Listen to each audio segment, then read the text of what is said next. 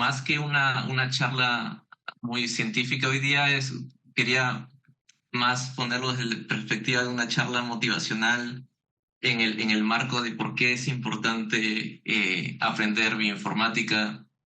Eh, si estás interesado en temas de ciencia y genética y diversidad y en cualquier subárea de la ciencia que te intereses. La bioinformática está hoy por hoy muy esparcida y va a tocar muchos de los campos que te puedas encontrar.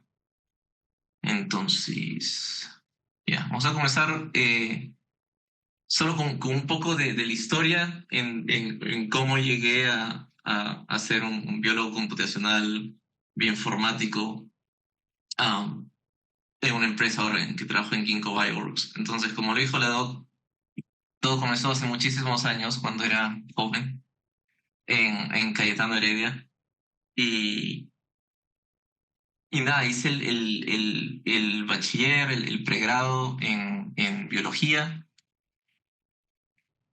Y nunca imaginé trabajar con plantas. Pero en ese tema yo me enamoré de la biología molecular y uno de los únicos laboratorios que tenía que aceptaba estudiantes y tenía buenos equipos, era el laboratorio de la doctora. Entonces dije, ya vamos a trabajar con la papa por un segundo para aprender todas estas técnicas. Y bueno, ahí comenzó digamos, mi entrenamiento, pero también mi pasión hacia la agricultura. Entonces, como les decía, en esos momentos yo bioinformática no había escuchado en mi vida. Sabía que había un programa de secuenciamiento, me interesaba mucho porque estábamos en una época en la que el secuenciamiento de un genoma necesitaba bastante biología molecular. Mi trabajo en el laboratorio y estaba muy interesado en eso. Um, pero yo era muy malo haciendo trabajos de biología molecular, un poco distraído. Y la doctora me dijo, oye, ¿por qué no intentas, anda, trabaja con la computadora, a ver qué tal te va? Y Michael en ese entonces era el bioinformático del grupo, me enseñó bastante. Um, Pasaron los años, escribimos el artículo en Nature, tenemos un parrafito que era identificar los genes de resistencia en papa, que se lo escribimos nosotros con la doctora. Se publicó ese artículo y de ahí tuve una oportunidad de ir donde la doctora Robin Buell en Michigan State a aprender sobre transcriptómica. Ahí fue aprender a escribir código en pánico. Me dio un mes con una lista de 20 ejercicios y en ese entonces digamos, la lengua franca en bioinformática era Perl. Entonces había que aprender Perl en un mes. Y me dijo, si no aprendes en un mes, ni vengas. Um, pero en ese verano que pasé ahí aprendí muchísimo. Después me fui para Cornell a hacer algo un poco más de plant breeding, de mejoramiento genético de plantas aplicado. Y para el trabajo de doctorado, ahora vamos a hablar más adelante de eso, trabajé en Cassava, bueno, Cassava le dicen acá, yuca, para programas de mejoramiento en África, principalmente en Uganda, Tanzania y Nigeria. Y ahí me quedé un par de más de años haciendo un postdoctorado en un laboratorio diferente, haciendo biología comparativa entre sorgo y maíz. Y bueno, el laboratorio está focalizado en estos métodos de fenotipaje de alta procesividad, utilizando ya sea drones o estos rovers que ven por acá. Y bueno, por último, ese fue mi último toque con lo que le dicen academia. Me fui para una empresa que se llama Joint Bio, que era um, surgió de un proyecto entre Bayer y Ginkgo Bioworks. Entonces cada grupo puso un poco de dinero y se creó esta empresa Joint Bio que quería básicamente centrarse en la intersección entre desarrollo de biológicos para agricultura. Entonces, ¿qué es eso? Es producir bacterias que puedan ayudar a los cultivos eh, producir fenotipos deseables, como por ejemplo resistencia a hongos, resistencia a bacterias, fijación de nitrógeno y captura de carbono. Estuve trabajando ahí unos aproximadamente 3 años y luego nuestra empresa madre Ginkgo Bioworks nos reabsorbió. Entonces ahora he vuelto a trabajar para la nave madre Ginkgo. Y ya vamos a hablar también de eso un poco. Pero lo que quiero resaltar de este camino que he tenido y tiene varias líneas punteadas que salen, ¿no? Por ejemplo, también he estado enseñando en la maestría Introducción a la Informática. He hecho también un poco de asesorías a empresas farmacéuticas. Y en todos esos distintos, digamos, peldaños vas aprendiendo cosas distintas, ¿no? Comienzo fue genómica funcional, genómica estructural en Papa. Mi doctorado fue más que nada aprender genética cuantitativa y muchísima estadística. El postdoctorado fue hacer un- una exploración bastante densa en genética de poblaciones y genómica comparativa. Y bueno, ya en el trabajo en una empresa, en las empresas privadas, ha sido básicamente genómica bacteriana, biología sintética y cómo podemos aplicar estos métodos de machine learning y inteligencia artificial. Pero lo que quería recalcar, lo que le decía en el comienzo de esta charla, es que el común denominador en todos los pasos que he tomado ha sido que es bioinformática. Bioinformática en cada uno de estas distintas posiciones. Entonces ahora voy a pasar a... Vamos a ahondar un poquito en cada uno de los temas. Como les dije, no voy a quedarme tanto en la ciencia de temas específicos. Es más como una charla motivacional. Entonces, como les dije, esto es solo para recalcar. Comencé en la Cayetano Heredia bajo la tutela de la doctora, a la cual le tengo que agradecer muchísimo. Es una genial mentora que me enseñó muchas cosas relacionadas a la ciencia, sí, pero en general, en cultura de trabajo, cultura en general y valores y otras cosas. Pero tuvimos la suerte de entrar en este consorcio del secuenciamiento del genoma de la papa. Y, y como les dije al comienzo, yo no estaba interesado en bioinformática para nada. Eh, pero el secuenciamiento del genoma de la papa es uno de los puntos con el del tomate, es un tema muy especial porque sucede justo en el momento en el que todas las nuevas tecnologías de secuenciamiento comienzan a aparecer. Entonces, en medio de nuestro proceso para secuenciar el genoma de la papa hay total disrupción por unos miembros de nuestro equipo que nos dicen, oye, ¿sabes qué? Yo utilicé Solexa, que es lo que hoy conocemos como Illumina, para secuenciar todo el genoma de la papa, ¿no? Entonces, la otra parte del consorcio está, oh, no, ¿ahora qué hacemos nosotros? Porque nosotros estamos yendo pedacito por pedacito, cromosoma por cromosoma, yendo lentísimo. Y este grupo nos dice, oye, ¿saben qué? ¿Nos ayudan ahora a poner estos pequeños pedazos de ADN en orden? ¿O pueden seguir con su método y terminar cuando sea? Entonces es ahí también cuando la naturaleza del proyecto cambia un poquito, las prioridades en el laboratorio cambian un poco y se me facilita esa entrada a la informática.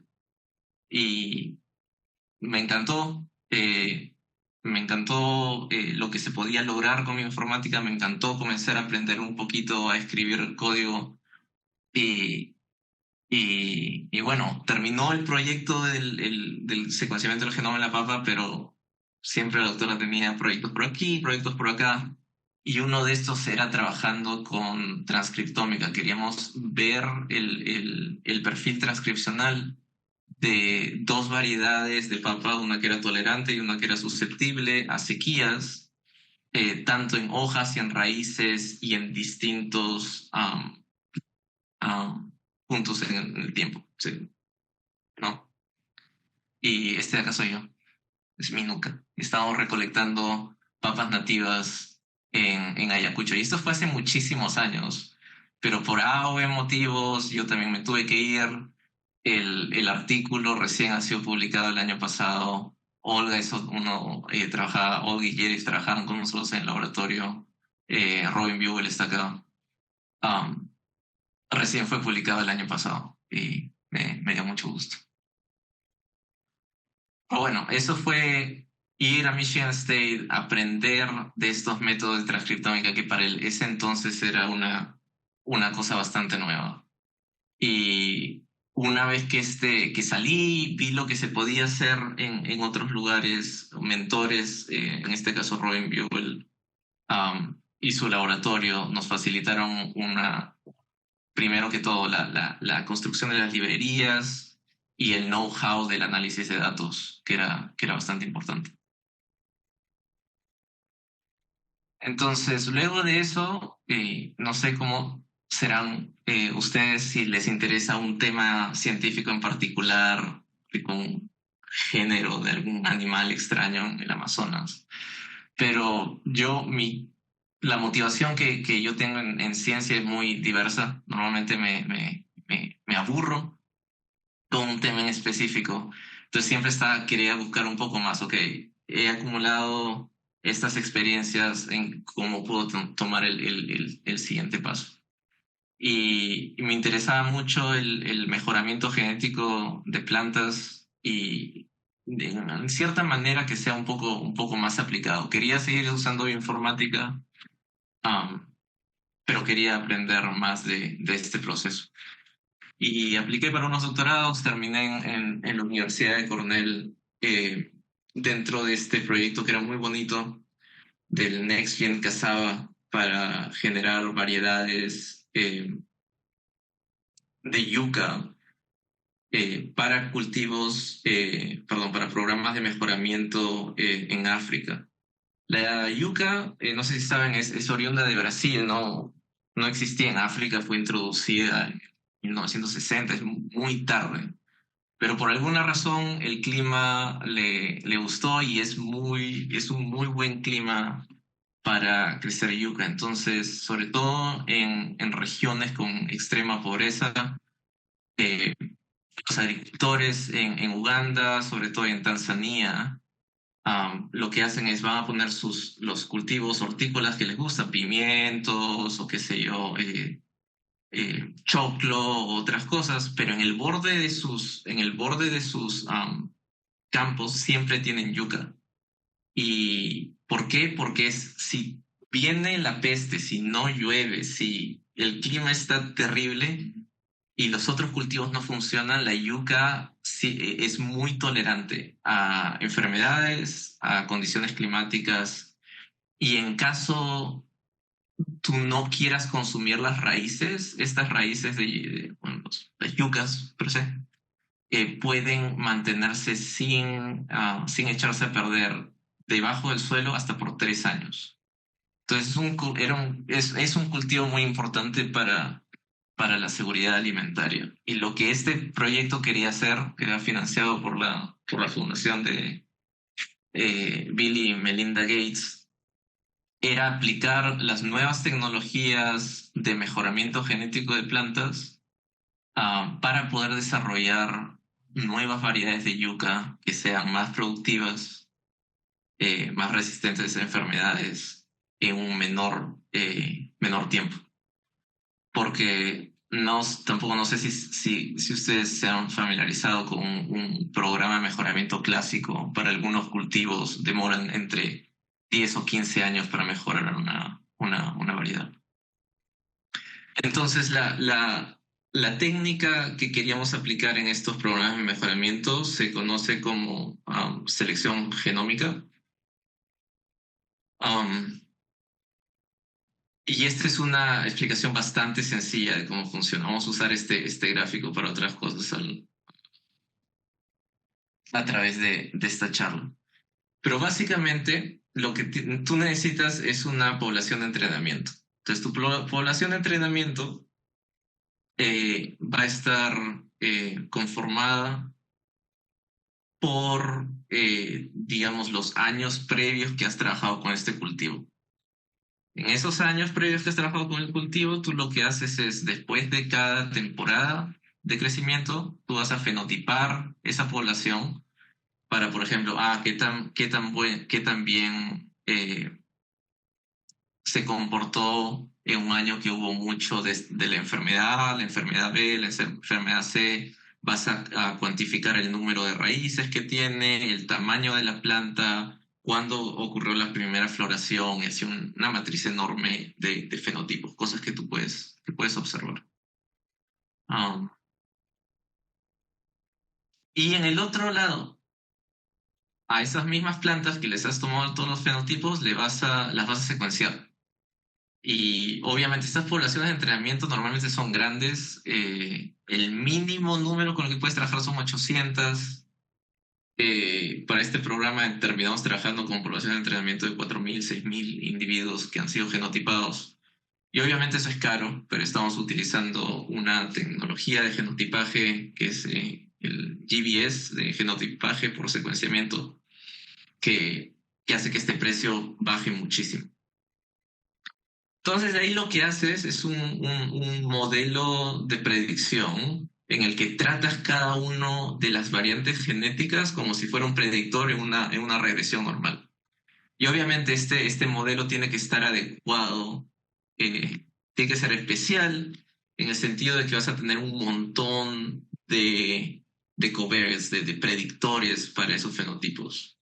Entonces, construyes este modelo de predicción y luego, cuando viene tu próximo año, um, en el que tienes variedades que no has fenotipado, pero que puedes genotipificar rápidamente, puedes usar ese modelo de predicción para ver qué tan bueno, en teoría, se va a comportar ese material genético, que puede provenir de otro programa genético de otro país, que puede provenir de un cruce de plantas que tú hayas hecho, um, o qué sé yo. Y a ese valor que tú um,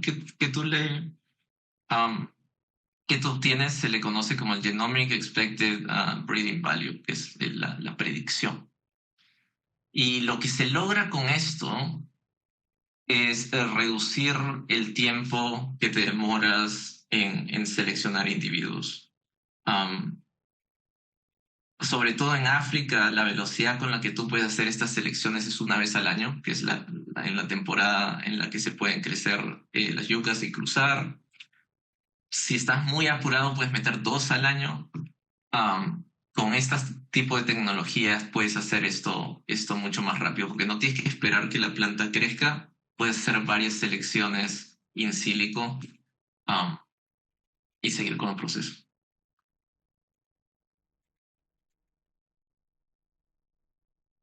Ahora, era digamos, en lo que se está enfocando mi laboratorio. Y nuevamente, la mayoría de gente que trabajaba ahí eran netamente estadísticos. Ellos no consideraban nada de la biología de esos genotipos. O sea, para ellos, A, T, C, G lo convertían en 0 y 1 dependiendo de la mutación y lo trataban como 0 y 1. Entonces, mi trabajo, y nuevamente moviendo lo que había aprendido en informática y teniendo como foco de investigación esta enfermedad, el que se llama Brown Streak Virus, que es terrible porque ataca sobre todo los tubérculos y los hace incomibles. Es un virus que es transmitido por estas mosquitas blancas.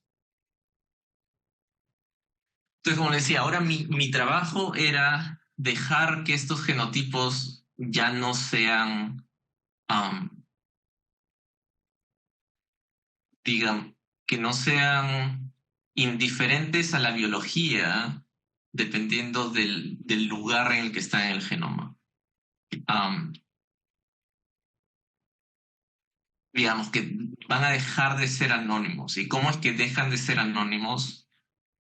Utilizando transcriptómica sí, o en plantas que estén infectadas o plantas que estén enfermas, utilizando información de otros estudios de locus en el genoma que son importantes para la resistencia, anotando genes que sean homólogos a genes que sean relacionados a la inmunidad.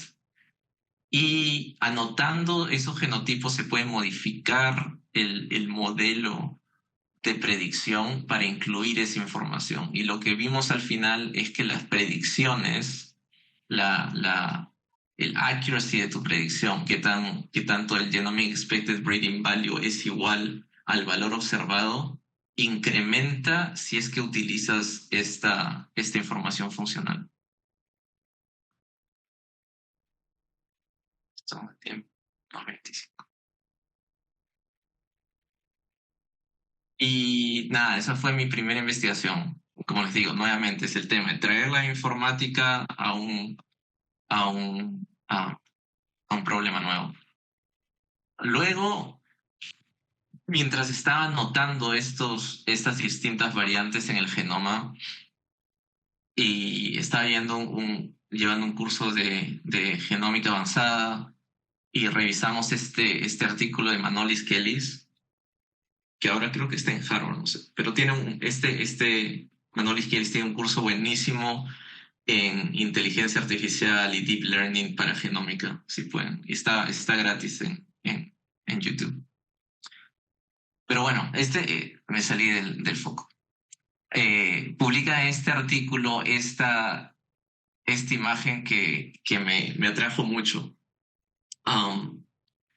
Manolis Kellis lo que está proponiendo,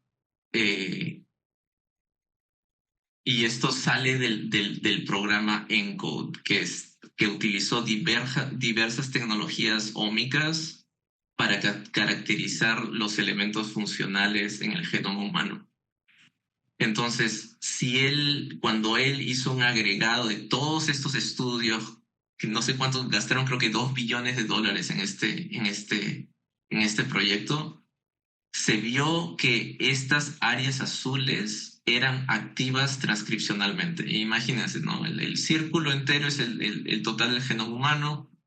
El círculo azul pequeño son la proporción del genoma humano que tenía una actividad transcripcional grande, una actividad transcripcional mediana y una actividad transcripcional pequeña. Pero basada en esta información, Manolis Kelly dijo que el 80% del genoma humano era funcional.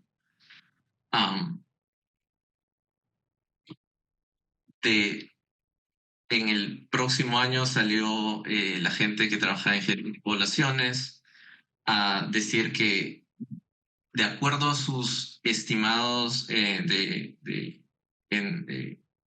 evidencia evolucionaria, este estimado estaba completamente inflado, que era mucho menor, que es este círculo rojo.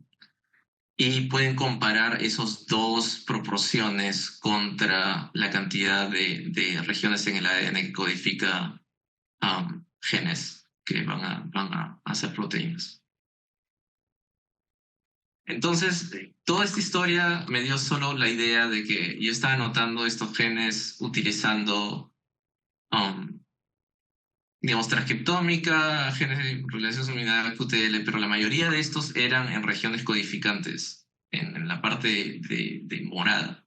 Y me estaba perdiendo de todas las otras regiones funcionales fuera de este círculo morado. Entonces decidí asociarme con otro profesor en Cornell y hacer un poco de identificación de regiones regulatorias, utilizando una técnica molecular llamada PROSEQ, que te permite secuenciar los ARNs que son bastante inestables, que se producen apenas la polimerasa la está produciendo. Entonces, solo para escribirlo de una manera muy sencilla, esta técnica solo va a secuenciar RNAs que estén asociadas a la polimerasa. Entonces, la teoría detrás de esto es que en humanos lo que se había visto es que si bien cuando tienes un gen, la polimerasa va a producir el RNA en la dirección de donde está el gen, también hay un pedazo pequeño de RNA que se produce en dirección contraria. Y que lo mismo sucede en regiones regulatorias y conocidas como enhancers.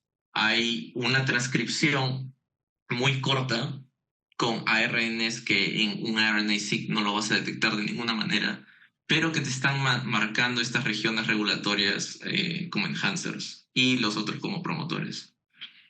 Entonces lo que se hizo, y no voy a entrar en detalles a explicar cada una de estos gráficos, pero lo que encontramos al final es que había una señal muy clara de regiones regulatorias en la yuca, en el genoma de la yuca, utilizando PROSEQ, y que estas regiones, en estos puntos verdes oscuros, explicaban mucho más de la variabilidad genética que se observaba en nuestros experimentos en el campo, que otras regiones que se habían seleccionado por random en amarillo. Entonces, estos fenotipos que podemos sacar son, todos estos son yield components, o sea, distintos fenotipos que entre todos ellos van a resultar en la cantidad de yuca que se genera. Y el único fenotipo que no siguió este patrón fue el de resistencia a una enfermedad llamada CMD, y que era esperado porque esta enfermedad es controlada por solo un gen. Sí, eso fue mi segunda, digamos, trabajo de investigación dentro del doctorado, saliendo un poco de la parte de mejoramiento genético per se a, a un poco más de genética funcional. Pero bueno, ya regresando al modelo, cada información que vamos nosotros a obtener en ómicas y en el genoma se puede aplicar al modelo para hacerlo más, que tenga una accuracy mayor. Entonces, digamos, ese fue el final del doctorado. Está muy enfocado a genética cuantitativa, estadística y mejoramiento genético de plantas. Luego cambié de laboratorio, era en el mismo, de hecho en el mismo edificio, pero con otro manager que se llama Michael Gore, y su laboratorio estaba metido en cómo podemos trabajar en plant breeding, en mejoramiento genético de plantas, para que el fenotipaje no sea tan caro, porque como ustedes saben, ¿no? Queremos crear esos modelos de predicción o de selección genómica. Y mientras que el genotipo ahora es muy barato de obtener, el fenotipaje es carísimo. Y una de las únicas razones por la cual pudimos hacer este tipo de trabajo es que en el verano en las universidades se contrataban a gente que estén trabajando en pregrado, y teníamos 50 personas haciendo estos fenotipados por 3 meses al año. Pero si tú tienes estos robotitos o otros métodos diferentes, como los drones, para identificar fenotipajes proxy, que si bien no sean igual de exactos que una persona, puedes tomar esos fenotipos de una manera mucho más constante, y los resultados al final son buenísimos. Pues nuevamente, regresando al mismo diagrama, el proyecto se llamaba TerraMed. Eran diversas universidades en Estados Unidos, y lo que se quería obtener es nuevamente modelos mejores de selección genómica en los cuales el fenotipaje sea sea dirigido por estos rovers. Y este es un ejemplo de la data que obtenías, ¿no? Es una nube de puntos que luego pasaba por un autoencoder y se utilizaban estas posiciones en el espacio latente. No me voy a meter de nuevo con la ciencia en ese lado. Y solo decirles que mi mayor contribución a este proyecto era en la parte de genotipados. En este trabajo estamos trabajando con más de 1000 individuos de sorgo y teníamos un genoma, bueno, un panel de referencia de casi 500 individuos que estaban secuenciados hasta el 15X, que era muchísimo dato. Teníamos solo en FASTQ files, que es digamos, el formato crudo que sale del secuenciador, teníamos como 10 teras de data, ¿no? Y bueno, mientras este era el objetivo general del proyecto, el objetivo general de mi postdoctorado era analizar la diversidad del sorgo a través de estos 485 individuos que habían sido elegidos con la idea de maximizar la diversidad genética. Tenía miembros de todos los grupos genéticos del sorgo. El sorgo tiene una historia evolutiva fascinante. Pero bueno. Y lo otro que me quería centrar era usar genética comparativa para comparar estos dos genomas, el genoma del sorgo y el genoma del maíz. Porque el sorgo y el maíz son muy cercanos. La única gran diferencia que se obtuvo es que el maíz tuvo un segundo evento de duplicación del genoma. Entonces, la mayoría de genes que están en el sorgo están presentes 2 veces en el maíz. Y nuevamente, no voy a andar mucho en esto. Terminamos publicando este artículo. Si pueden leerlo, es muy bueno. En Nature Plants, digamos, el highlight de la investigación en general fue primero anotar los alelos deleterios en los dos genomas de sorgo y maíz y dividirlos dependiendo de si ellos provenían de líneas que han sido, digamos, líneas modernas que han sido mejoradas por humanos, compañías y qué sé yo, líneas que son land races, que es, digamos, las líneas históricas que se crecen, que han sido mejoradas a través de la agricultura, pero no en agricultura moderna, versus las líneas, digamos, salvajes modernas. Claro, porque no trabajamos en este trabajo con, con ADN antiguo. Y lo que se vio fue algo no esperado, y es que la teoría del peso del mejoramiento, de la introducción del humano en el mejoramiento genético de plantas, dice que a medida que nosotros mejoramos los cultivos y lo adaptamos a nuestras necesidades, el fitness del cultivo disminuye porque estamos forzando a las plantas por selección artificial a fijar variantes que son deleterias para la planta. Y eso es lo que se observa en el maíz, en el que las variedades mejoradas tienen más alelos deleterios que las no mejoradas. En cambio, en el sorgo lo que pasaba era algo totalmente distinto. Al principio pensamos que estaba mal, pero hay una acumulación mayor de variantes deleterias en las variedades salvajes que en las mejoradas. Y este cambio no es dependiente de una disminución en la diversidad genética de las variedades salvajes, porque si ven acá este diagrama en el que estamos floteando diversidad genética en la DGI, a través de un cromosoma random entre las tres grupos de variedades mejoradas, landraces y salvajes, vemos que En todos los casos, para todos estos beans en los cromosomas, las variedades salvajes tienen mayor diversidad. Y hay otras cosas en el artículo, pero lo último importante es, sí, hay mucha genomía comparativa, hay bastante de genética y poblaciones. Tuve que aprender, me tuve que asociar con otro laboratorio en UC Davis, porque eso no era mi fuerte. Pero la base de todo esto es netamente bioinformática y pasarse 6 meses analizando toda esta data de secuenciamiento, eh, creando los archivos de variantes y curando la data.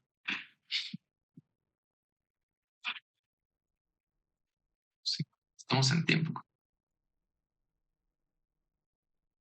Ok, entonces ya llegando a la parte final, ahí cuando estaba terminando el doctorado ya me estaba poniendo un poco inquieto porque me estaba interesando en otros temas. Y es acá cuando comienzo a tener un poco de contacto por amigos en que conocí en Cornell que trabajaban en, en metagenómica y, y me comencé a interesar mucho en la interacción de plantas con el microbioma, ¿no?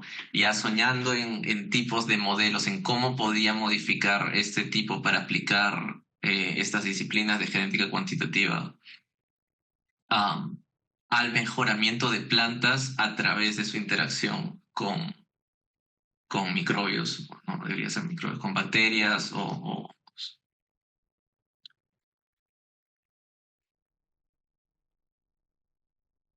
y a ver, continuamos. Y es acá cuando termino el postdoc, termino con esa publicación y como les decía, está muy interesado en esta interacción planta-bacteria y es acá cuando comienzo a aplicar a compañías en Estados Unidos que estén investigando eso. También me interesaba tener esta experiencia de trabajar en una empresa privada.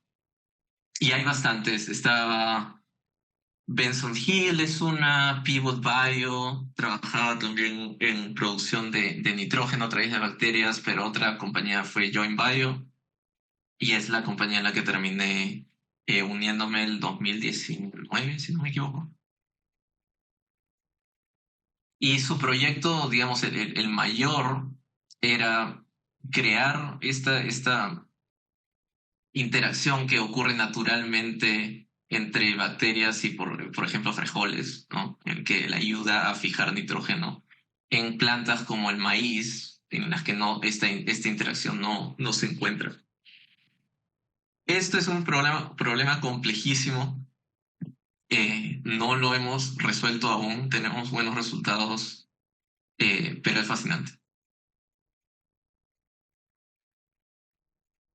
Entonces, creo que en interés del tiempo voy a saltar un poco mi trabajo en Join Bio, pero nada, nuevamente, Quedan 15 minutos. 15 minutos, sí, solo. Nuevamente el tema, ¿no? Puedes cambiar el enfoque principal de tu investigación, um, pero la informática siempre te ayuda a tener esa base. Y en Join Bio yo no estaba involucrado en el tema de fijación de nitrógeno. Trabajé más que nada en control de pestes, eh, mucho de biología sintética, en cómo primero diseñar las construcciones genéticas que se pueden introducir a las bacterias para hacer estas interacciones más favorables. En el caso de control de pestes era cómo generar proteínas o otros productos naturales en las bacterias que puedan suprimir el crecimiento de, de pestes, ¿no? Um, pero uno de los proyectos que me trajo más, digamos, satisfacción era entender la genética de la colonización de plantas. Un paso muy importante de lo que necesitábamos hacer en esta compañía es entender cuáles son digamos, los elementos genéticos o las reglas genéticas que nos permitirían entender qué bacterias van a ser más propensas a colonizar una planta efectivamente. Porque lo que estábamos viendo era lo siguiente, ¿no? Si tú vas y tomas una planta y le extraes raíces o hojas, haces una extracción de ADN y secuencias el microbioma, encuentras muchísimas cosas. Puedes seleccionar incluso la bacteria que sea más abundante. Entonces tú dices, bacán, ya esa bacteria de ahí va a colonizar la planta, genial. Entonces la extraes, la secuencias, la modificas, la vuelves a introducir a la planta y nunca va a colonizar. Entonces queríamos entender cuáles eran los drivers genéticos de este fenómeno. Y para eso nos juntamos con un montón de gente. Y eso es lo bueno en una compañía. Hay gente que tiene muchos um, skills diferentes trabajando con un mismo objetivo y, y es bastante importante.